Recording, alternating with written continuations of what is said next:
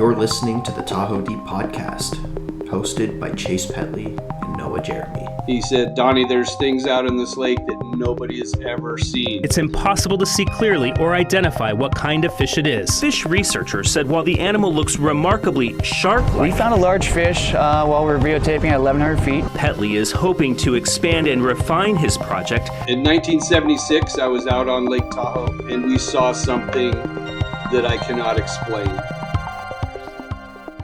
Victor Vescovo, I first learned from him because my boss actually worked for Victor Vescovo on some of the dives he did out to the deepest part of the ocean. Actually, I'm trying to get on the boat with him. We had a little bit of contact. But Victor Vescovo has been to the highest peaks in the world. He's been to the bottom of the ocean at all the points in the world, and he's been deeper than anyone else on planet Earth. That's a huge undertaking when you consider that there's far more people that have been on the moon than would have accomplished half as much as this man has done. So he's been one of my biggest heroes for years now. Yeah, and just to add in, he kind of self-funded. He decided he wanted to get to the bottom, the deepest part of all 5 of the world's oceans, and went on this very big journey. And he ended up working with this company called Triton that made submarines, but they never made a submarine to go down that deep. And there was a lot of nightmares and red tape and things that were supposed to work that didn't, and practically everything failed multiple times. And by the time they started going down to the deepest points, things were failing all the time. And it's a great, reading the Victor Vescovo story is a great look into how difficult it is to get things down in deep water, because there just really isn't a lot of precedent. There isn't a lot of patents and tested patents and technology you can rely upon. It's all trial and error. And to talk about the balls of steel that this guy had, they had the rule that if they lost audio connection through the acoustic relay while going down, that they lost it for 15 minutes, they had to abort. I think they would do 15-minute checks, and max, if it was like 30 minutes where there was no contact, he was supposed to abort. This madman lost contact, and only the ship could hear him. He couldn't hear the ship. No, he could hear the ship. The ship couldn't hear him. And after 30 minutes, he just kept going down. He ended up spending something like 2 or 4 hours at the bottom of the ocean, and everybody on the ship assumed he was dead because they couldn't hear him, and he could hear them, but he stopped even trying to speak to them after 30 minutes when he was supposed to do repeated 15-minute checks. Actually, now that I think about it, it was the reverse. It was the verse. They could hear him, he couldn't hear them. So he would do these 15-minute checks while going down, and he did it for about 30 minutes, and because he couldn't hear them, he assumed it wasn't working, and he just stopped altogether. So 30 minutes, they just hear the dead point when they're supposed to abandon and go back up. They stop hearing anything, and they just assume that he's dead, and they're flipping shit. And then about 2 or 4 hours later, after exploring, he comes back up, and he's completely fine, and they ream him out. But he accomplished his mission. So, yeah, imagine being separated from the world for 4 hours with no communication, miles deep in the ocean. That's what that guy did. He's crazy. Anyhow, that's awesome. Let's move on. Unless you want to talk more about Victor Vescovo. I don't know. I just got the idea in my head that, like, if you were to have a problem at that depth dealing with pressure, you would not be able to make a radio transmission saying "Mayday, Mayday." It would be the last thing that went through your mind is your ass. So that is cool. Well, and here's just to talk about pressure, right? Is the interesting thing about pressure is one of the problems they had on the sub is the sub would often leak in shallow water. And then as soon as they got deep enough, it's like the pressure would push it all together and it would stop leaking, right? And so you run into this problem just because you make something airtight, that by interacting with higher pressure as it goes down, it might become loose or it might become tighter, depending on how things work. It might loosen a screw, exactly. Right? So it's thinking about I believe it was the SR-71 Blackbird, which would actually leak fuel on the ground. And then once it got up into altitude, the tank would reposition itself from the differential in the pressure, and it would be sealed, and it would have to be refueled in the air. I believe it was the Blackbird. So that's why it's not so cut and dry is, well, why don't you just add a bunch of glue and make it really tight? It's not that simple. It's like dealing with different atmospheres on different planets and going from one to the other seamlessly. It's not an easy task. Is that fair to say? Well, that's our metric for it. Yeah, we're literally dealing with a metric called atmospheres, and he's dealing with several hundred. We're talking about thousands of PSI. So, like most undersea voyages that have made it to the bottom of the Mariana Trench, none of them have been completely successful. James Cameron had problems. In the first one with Jacques Cousteau, their outer windows cracked before their eyes. And I can imagine their feeling when they seen their glass crack. But there's never been a completely safe voyage to the bottom of the ocean. So I do one James Cameron almost died when he went down. Yep. I do. Oh, yeah, it was a real mess, that whole voyage. Yeah. Yeah, hopefully if I ever go down on it, we're going to have a nice, safe time. But, it's worth dying for. Well, by the end of the book that I read on Vescovo's journey, by the end of it, the things that were going wrong were relatively minor, like having to reset the computer because it was glitching out, or a camera on the outside not working. Funny enough, they had this extendo arm. They got this robotic arm to grab things on the bottom, and it just kept breaking, like snapping instantly whenever they use it. Yeah, like a $300,000 robot arm that they kept replacing, and every time they tried to use it, it would just snap off. Okay, we've talked about Vescovo for a while. We got away with it. Let's get back to the ROV stuff. The one thing, speaking of Triton, which was the company Vescovo used, one of the comments, I got into a bit of a back and forth with someone on TikTok in the comments who was like, why doesn't someone just send a Triton submarine down to the bottom of Lake Tahoe? And I explained, much like you said, that you need a multi-million-dollar submarine. You need a boat big enough to be able to handle it. Vescovo's boat is like 250 feet long, and it's to handle a small submarine that can fit 2 people. So you're not getting much smaller than that. The cost to get something like that into Lake Tahoe, the boat, the gear to hoist the submarine, the crew to manage it, the submarine itself is just so astronomically high that nobody has done it yet. But it would be pretty cool. And the submarines people have used in the lake, and there's a few cool ones on YouTube I would recommend watching. They just aren't deep water rated. They can't go down that deep. Yeah, when you're dealing with Lake Tahoe, even if you were to shut the whole highway down and bring the biggest boat out you can bring, I still don't think, because of the nature of Lake Tahoe, that you'd be able to put a boat big enough for an actual ROV in it. Maybe, purpose building a massive vessel and spend... If somebody had... with enough money, anything's possible, eh? So, I'm not going to say it's not possible, but I don't think it's just, logical as far as what people are going to do. And they're definitely not going to do it on the time scale I want to work on, seeing the bottom of Lake Tahoe, so... Yeah, this is That's why I decided, a year at least of prep to do something like that. Yeah. Even with what I do, even so small in scale and so garage-fed, it's complicated and it's hard. And I probably break, for everything that works, I probably have 4 or 5 failures. So that's why I went more the logical route with putting a tracked ROV in the water. Because when you deal with a floating ROV, or do you want to call it semi-submersible ROV, there's lots of programming and different variables that can go wrong, plus pulling the cord. But with a tracked ROV, things made a little bit more sense. Yeah. So on our screen right now, we have my kayak and a little ROV I built called Tessie, which was our last podcast. Before you get to this story, I just wanted to go back talking about imagine hoisting the boat, because the thing about Vescovo's boat is it's so big they drove it across multiple oceans to get it places. You're not going to have an easy time getting that. It would be close to impossible to get that up the mountain roads to get into Lake Tahoe.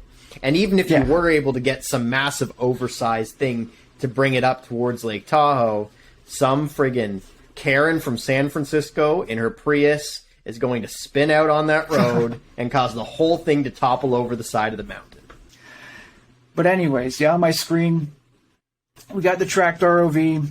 The tracked ROV was the most logical way that I could think of controlling something to go to the bottom of Lake Tahoe. There's a couple other reasons why I wanted to go with tracked. I thought it'd provide a really good video platform. It'd be able to shut off and stay down there for a long period of time. It doesn't use up energy while it's trying to stay stationary. And Lake Tahoe has some pathways where a tracked ROV makes sense. So I made this little guy called Tessie, and it had a live view camera. Wally. That's what my son says. He calls it Wally, but really simple thing. There's a big Tessie Ava, but big obscene wheel on the back that was simply just a bicycle wheel that I put on there when I found out it was tipping over, and it was a snowblower. Started off as, and I redid the gearing on the inside. I had like a 1300-to-1 running on a brushless motor. Brushless motors work good underwater, and they're not a big problem to run on freshwater. So it was the simplest, most logical way I thought I can drive something to the bottom of Lake Tahoe, and it was a good way for me to test out the live view camera, which you see on top. The extra plate of glass, let's see. Yeah, there we go. We have also a 4K camera that recorded on board during when it was going underwater. So one of the big parts of like an actual ROV is called the tether management system. You have a TMS which floats in the water that weighs several tons, besides just your ROV. But for me, I was lucky because I had my wife, and she was my tether management system. So you could see her in the background there. We had 1,000 foot of cord stretched out on the beach, and although people were looking at us kind of weird, it ended up pretty good. My wife was running back and forth with my son trying to feed this cord into the water as we fed it out there. And during this, I just made people more worried and skeptical because I was sitting under a park bench looking at a screen and operating it. So it was a good time, but it was what it did for me was like a really throw together prototype that told me like, okay, a tracked vehicle is plausible doing in Lake Tahoe. So at that point, I thought we only have to scale it up to make a workable ROV in the bottom of Lake Tahoe. Right. That's awesome. And does this thing is this still exist in your garage? This Tessie? Yeah. If you see my newer videos, actually in some of the pictures I'm about to show you, you're going to see it sitting in the background.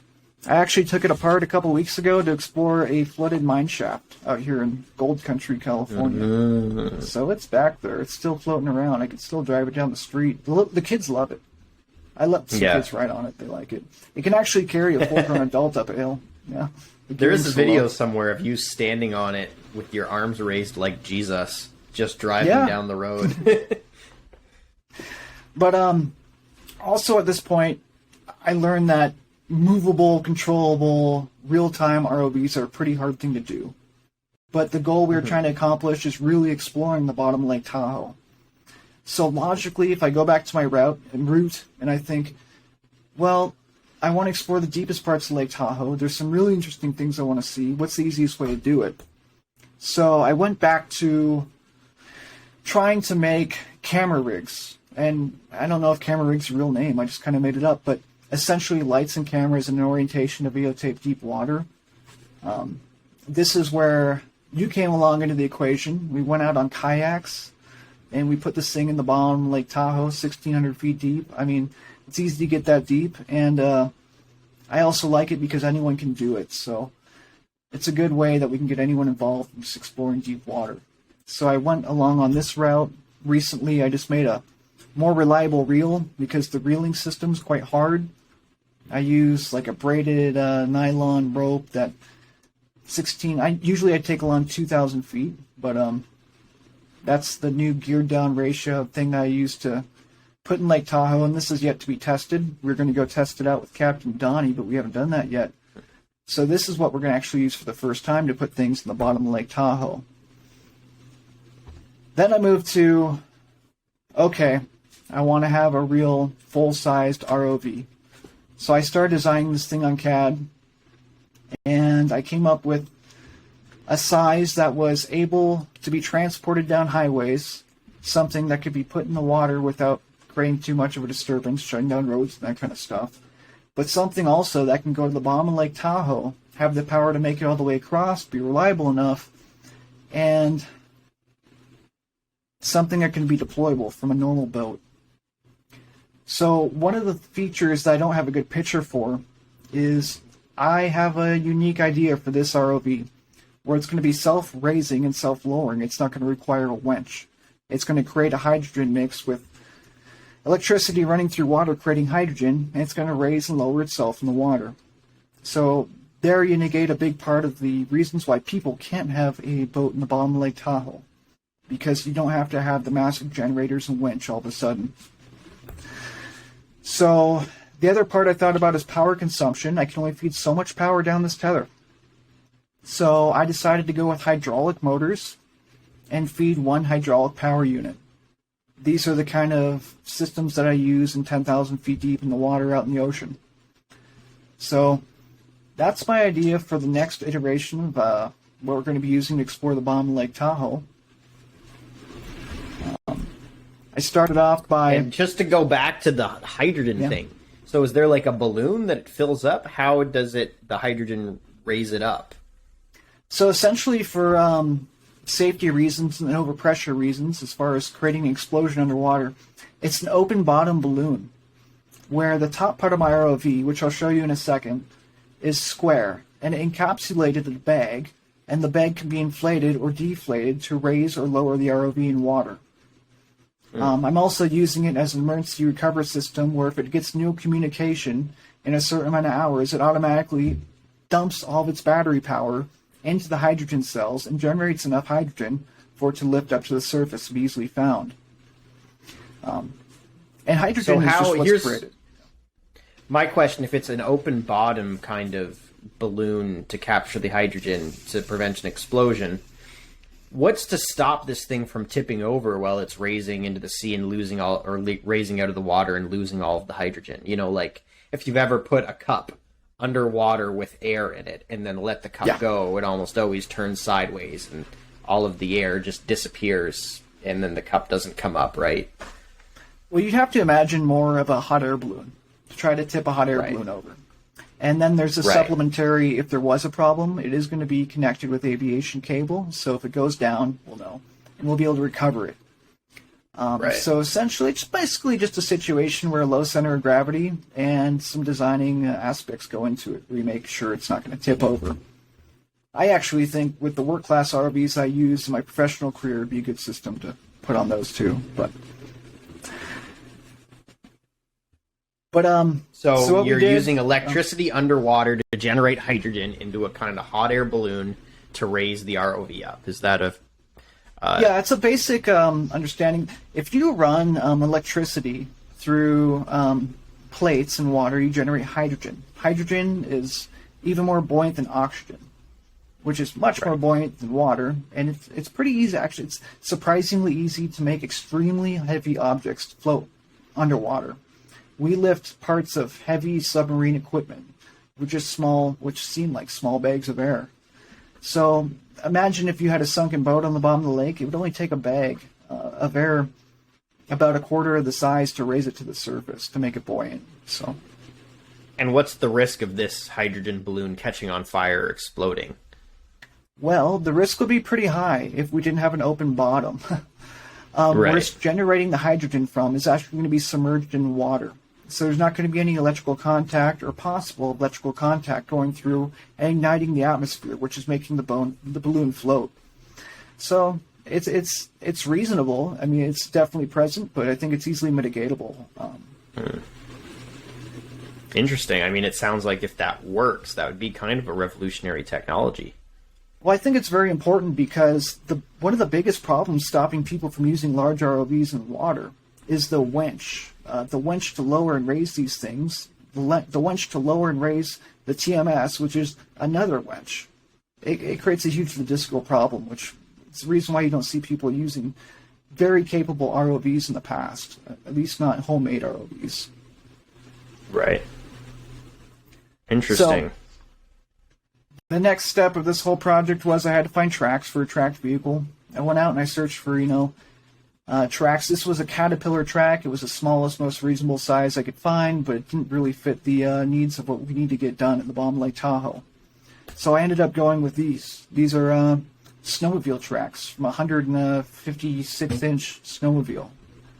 And they have big paddles, and from what I know, the bottom of Lake Tahoe, what it's composed of is a lot like snow. So I think it's going to work pretty well. in conjunction with the low speeds and hydraulic motors. And I started buying scrap metal and everything and putting this guy together. So at this point, it's starting to take form. And I hypothesize I think it could be hitting the water maybe by the end of summer. So there I have it staged with several cameras and proprietary lights and the hydraulic power unit and the AC-DC power converters. I have yet to build the enclosures, which are compensated to reduce the pressure for the motor. It's going to get a little bit too technical to go into all the details, but I am 100% confident we could build a submersible that can go at least 5,000 feet in water in my garage, and that's what we're planning on doing. And that's beyond what's needed. We need 1,600 feet for Tahoe, but we have grand plans. We don't plan to end with Tahoe. We're starting there. And so you always that's want why to have a safety 5,000 factor. feet. Yeah, safety factor.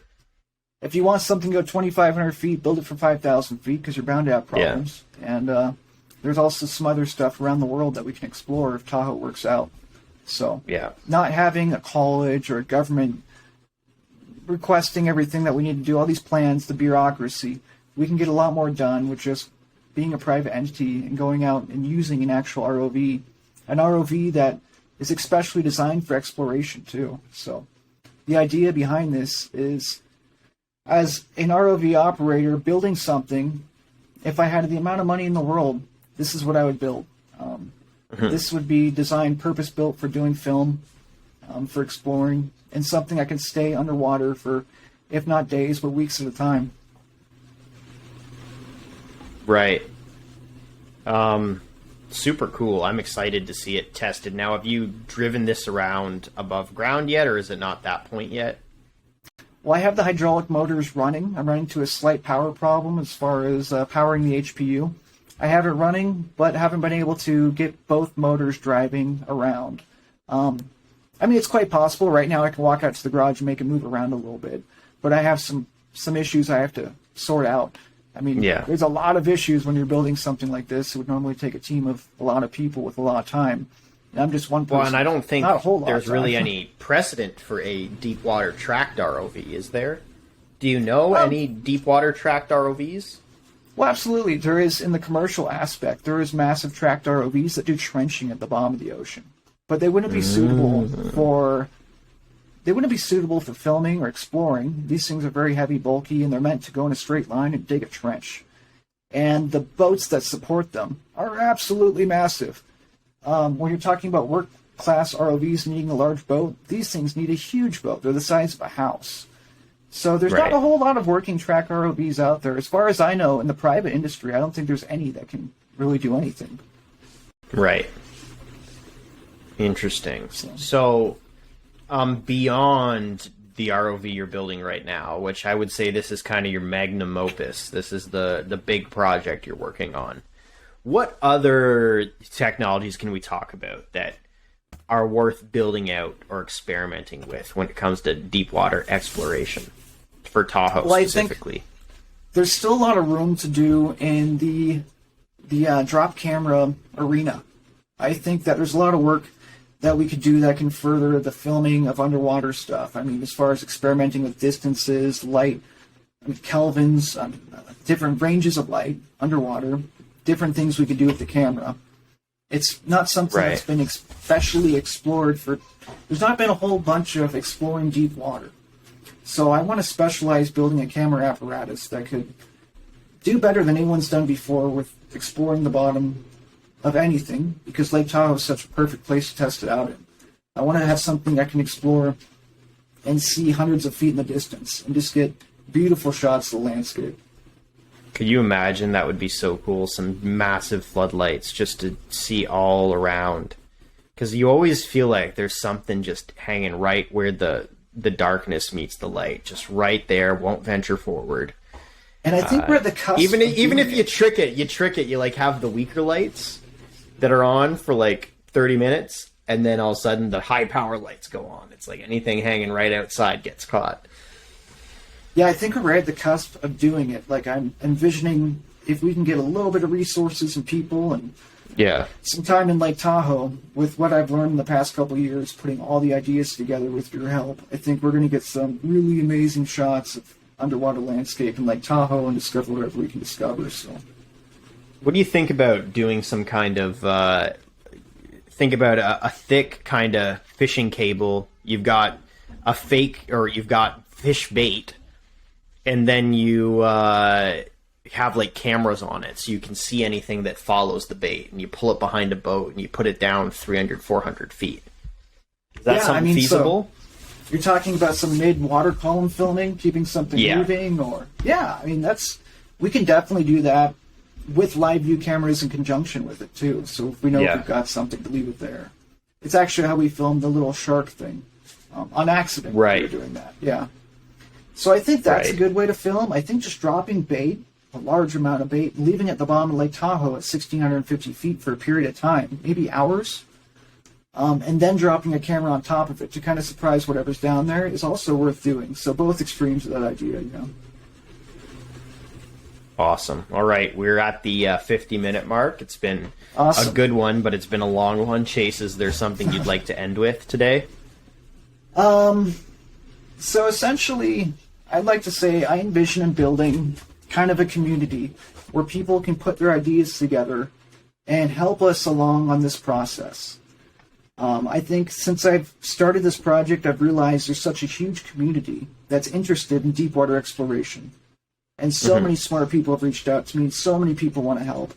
I envision if we can find a way to organize it and put together, we can essentially do for the underwater world what Musk has done for SpaceX and the space world.